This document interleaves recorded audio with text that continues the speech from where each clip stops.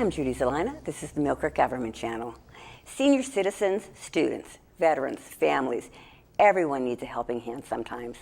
St. Martin Center is here to help in times of crisis, and they're here to help those who are ready to achieve long-term goals. They proudly serve Erie County families and individuals each day with programs that help meet their most basic needs and programs that help them to ultimately become more self-sufficient.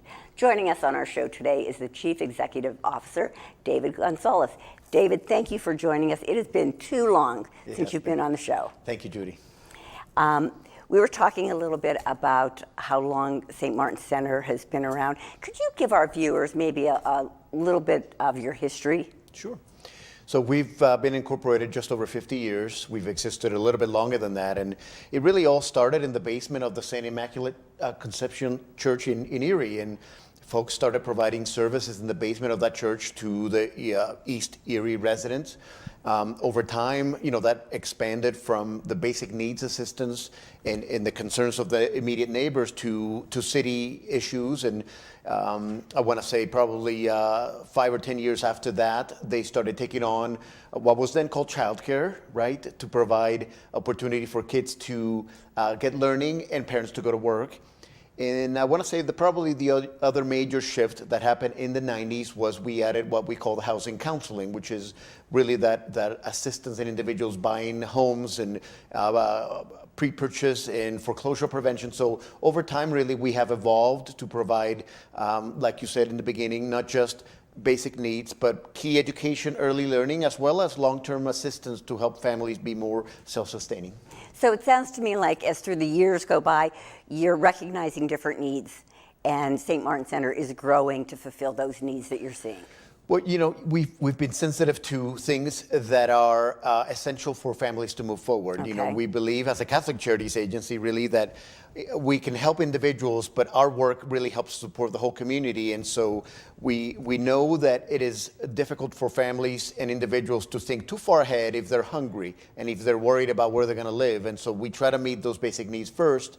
And then we assess and try to help families move forward with additional things like financial literacy and home buying and those things that will help stabilize the family. But absolutely, we're always trying to be sensitive to what people need, and we start with the very basics. David, you have so many wonderful programs in St. Martin with St. Martin's.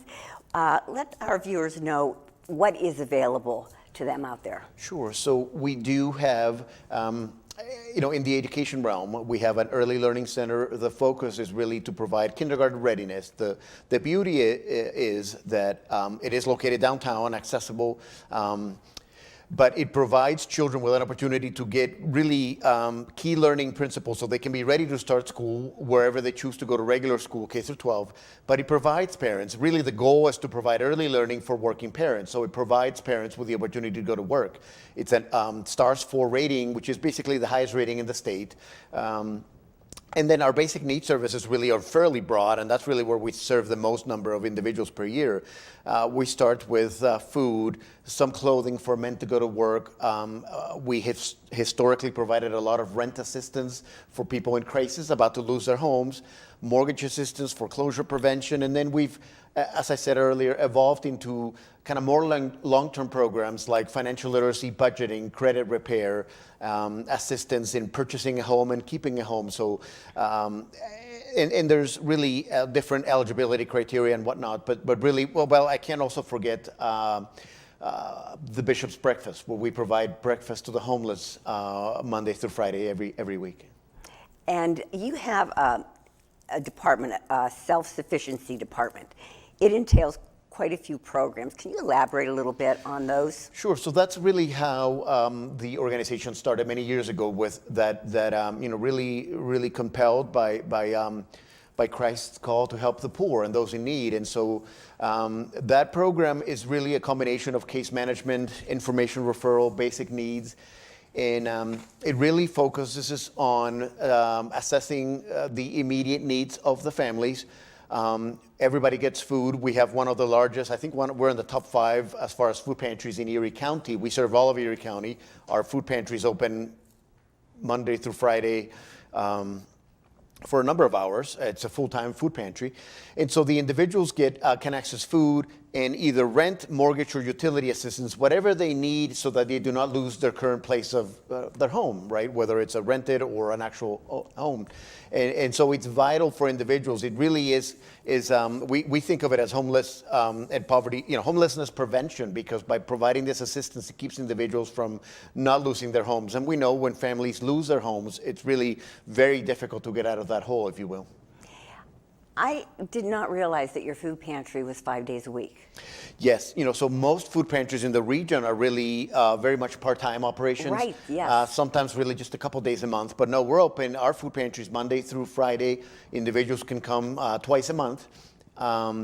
We have always done it that way. And for us, the food pantry serves as really the essential entry point into. Often people come to us for the food, and then they learn about whatever else we offer, and so we're able to connect them with the needed support. We've of course adapted the food pantry because of COVID, but we can get into that a little bit later if you'd like. Okay, and I want to talk just a little bit before we get into how you're going to be moving forward with COVID. Sure. COVID issues. The Early Learning Center. You touched briefly on that. What age group are children that are in your early learning center? Sure. So our early learning for families that are eligible to receive the funding comes primarily through the Early Learning Resource Center, and so it's really subsidized tuition for working parents.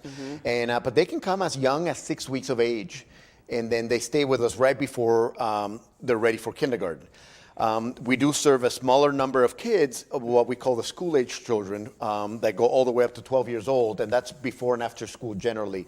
We have 12 classrooms, actually 13 classrooms, but again, the focus is to primarily provide that early learning so that kids start the K through 12 school ready. What we've discovered, I think it's well documented, that when kids start the regular school system behind, it's very hard to catch up. And so we really provide that key intervention. Our learning center is unique in the fact that it's integrated with our other programs. And number two, we follow what's called continuity of service. And what that means is that our teachers follow the kids every year as they move up in age. Okay. So instead of getting a new teacher every year and starting from scratch, our teachers accompany the children. So that makes us unique and frankly, I think quite impactful as well. Oh, that is a great idea, because that age group, really, they're going to relate to that teacher and make a connection. That's right. The consistency, the relationship with the parents, of course, you can really strengthen that by staying with them. And then, of course, it allows our teachers to better work with the same child year after year. So it's unique, it's different, and I think we prefer that concept. David, how would I know if I would be eligible for any of your programs? So for our self-sufficiency programs, I would say really the best step is to call the agency on Parade Street, 814-452-6113, and to ask for the self-sufficiency program. The staff absolutely can run, so we have different funding sources, many of which have different criteria. Ultimately, if people need emergency food, we will get you emergency food. But as far as all the other assistance, my staff can really best be able to determine and explain to you the criteria. We do our best to find ways to make you sort of fit what we offer, and if we can't, we'll find somebody else that can do it for you. Our early learning, really they need to call what's called the Early Learning Resource Center, and then based on the income guidelines, they'll help you. Or you can call our Early Learning Center on State Street at 814-454-1675 and check with the staff regarding whether your child is eligible for our program. We also accept private pay as well, so there's different ways to access our programs. Okay. I'm sure COVID made you change many things at the center. David, how did you cope, and what are your plans moving forward? You're right, Judy. So COVID changed just as in every other sector. COVID has absolutely affected the nonprofit sector, in particular the human service sector, because what we experienced was that many of the needs that our families were experiencing prior to COVID, really with COVID they got magnified, right? They got larger. And then for organizations like ourselves, funding got either cut or delayed or frankly just disappeared, and of course with everybody the safety concerns, and so It affected us in every possible way, and I say, as I shared with you outside of camera, that we will never be the same as an organization. And so we've modified our programming to better serve clients during this time. In the beginning of the pandemic, and probably through the first 6-7 months, we did more food than we ever have, because that's really where the need was. And many of our clientele can't just run over to the supermarket when they're short, when an emergency happens. And so over time, though, as we've modified our organization to physically provide safer space. Our doors are open, people can come in, but we do it by appointment only. Our children, we have serving less children because of the social distancing and masking requirements. But I would say that we've also evolved into a lot of virtual and remote work. So we are in the office, but how we're interacting with the clients is either by email, by phone, by video, or people dropping off things and we complete them and get it back to them. So really we're doing, there are a lot less individuals coming to our center physically. Many people are still afraid to travel, but we've adapted very quickly, like other folks, of course, in ways of delivering our services, and we'll continue to do so moving forward. Now, during this time, did you have different online classes? Like some of the classes that you would have in person, they were all online. Are they still going to be offered online? So yes, you're right. Good question. We traditionally did a lot of group classes for financial literacy, credit, pre-purchase, and of course all that was put on hold. What we did was, in essence, we recorded our financial literacy class, put it on our website, which folks can access. We have an excellent website and current with our programs. And you can access the pre and post test there. And of course, we encourage folks to still call our housing counselors and discuss those needs. So for now, the financial literacy class is sort of provided in that way. As restrictions open up down the road, we'd like to be able to bring some work back in-house. That's sort of in the planning phase. But we are still doing a lot of work just by phone and email with clients and signing documents electronically that way. So really, Judy, the short answer, or really the final answer, is that moving forward, we are going to continue with a hybrid approach. A combination of face-to-face and remote and virtual programming, because that's really just going to be the way moving forward for everybody. Probably. I see something about an on-the-road service provision. What does that entail, David? Yeah, thank you. Good question. That is, you're right in that is something we're doing now, and so we've actually been talking about these sorts of things for many years. We have been talking about remote work prior to COVID. Understanding that not all individuals can access our hours of operation. Not all individuals can access our office when the temperature is 0 degrees and there's a storm outside, correct? Right. But COVID has forced us all to move quicker, right? And so what we're doing now is we actually have some case managers that are going out into the community to either serve the homeless or access families in need. We're just really taking baby steps in that area, but it is, again, another opportunity for us to remove obstacles and increase access to our services. We're actually doing some food deliveries, not for all the clients, but for those that have disabilities or our senior citizens. We're literally packing up our truck and taking some of the food pantry food and our senior food already dedicated and taking it to them, because we realize that not everybody can't get to us, and frankly, we need to get access to them. We also want to expand our footprint into the county, whether it's Mill Creek, whether it is Union City, Girard, and so we're discussing and strategizing about how to do that. Again, understanding that people outside of the city limits, very few people have the resources and access to our services than the people in our immediate vicinity do. Right, you are right. David, what would you say are the most needs of your clients? In other words, you provide a lot of services. What seems to be the top 5 things that when people come to St. Martin Center that they need help with? Judy, it's an excellent question, and over the years that's evolved somewhat. Okay. We have discovered with COVID that almost overnight the need for immediate basic needs assistance always will trump everything else, right? And so that does continue, whether it's food, clothing, or even some of the basic sanitizing supplies, that is always in need. Right. But I think right now it's safe to say that many of the families we serve still lack a significant lack of information about what their choices are and what the best approach moving forward with anything is. But people really still need a lot of rent, utility, and mortgage assistance. What we're discovering is that because lots of folks lost their jobs and or other significant challenges and crises and sickness and COVID, people really, a lot of individuals are, I mean, we used to help people with 1 month of rent. Now folks are coming to us with 6 months, a year's worth of rent assistance, without which they will be homeless. And so I think there's a very critical need for assistance, whether it's utility or mortgage or rent. And without it, folks are going to lose their home. And that, absolutely, we really can't allow that to happen. I think one of the services that you provide, and I have always thought this was fantastic, is finances, budget. There are many people out there that have not had access on how to learn how to do this in life.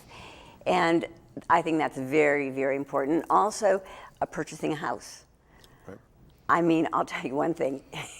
If you just see the stack of paperwork purchasing a house, it's overwhelming. It is overwhelming. So those are a couple programs that I think are just absolutely marvelous that we don't realize people haven't had the access to learn. Well, what we've discovered, and you're right, what we've discovered over time is that it's not, I mean, it is important to obviously have money coming in. Right.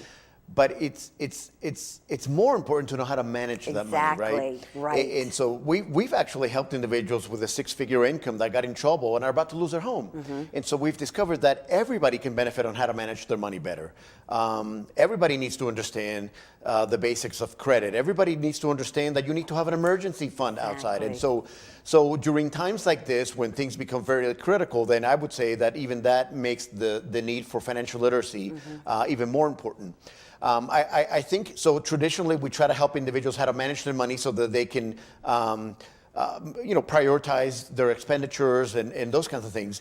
But I also think it's become even more important now because even when, for those individuals, for example, that are getting a lot of assistance, they need to understand that ultimately long-term after COVID ends, they need to find a way to continue to maintain these apartments or these homes. And so the financial literacy conversation, I guess my point to you is a long one. Right. It's a long process. Yes.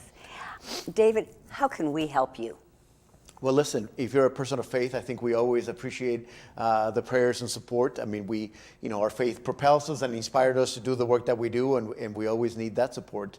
I will tell you, like every other employer in town, we are in an absolute need of qualified individuals. We have a significant number of openings for our teachers, and without additional teachers, we can't help more children, right? And so we encourage individuals that have education degrees and or early childhood experience to call our Early Learning Center, but we currently have a number of openings. We have excellent benefits and, of course, meaningful work.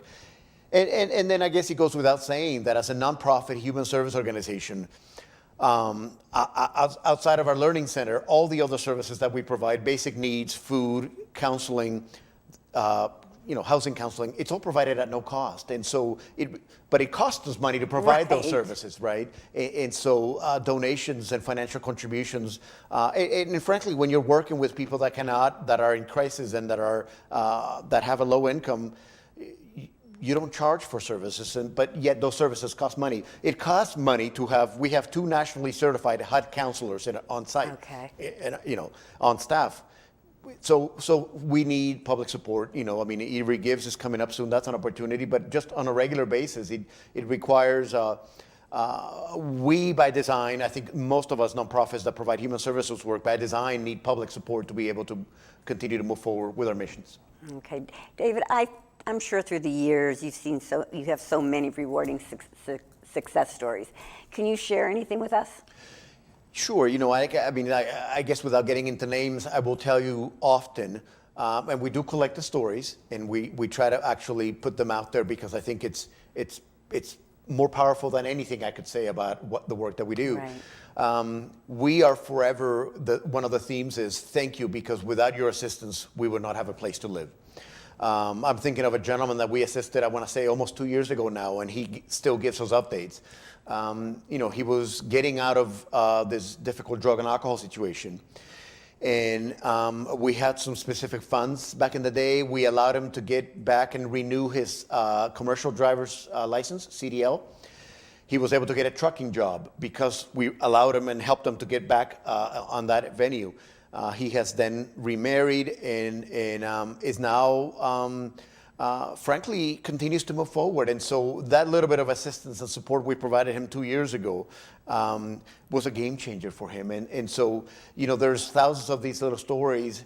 They don't always get the press, but they really are the most powerful thing and frankly, the most important thing about why we do what we do every day. You do a wonderful job. Thank you, Judy. David, how can our viewers get more information? Sure. So, of course, there's our regular phone number, 814-452-6113. But we actually have a very updated and current website. We have a fairly active social media presence with Facebook, most recently Instagram.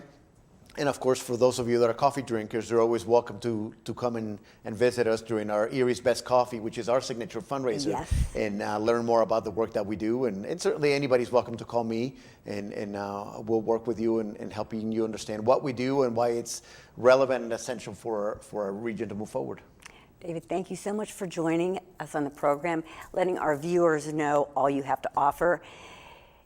Your website is amazing too, by the way. So, even just the new thing since the last time we've talked that you've implemented. So, well, thank you. I'm blessed to have the wonderful staff that I do, the board that supports our work, and certainly the leadership and direction of the diocese in helping us navigate these uncertain waters. Yes.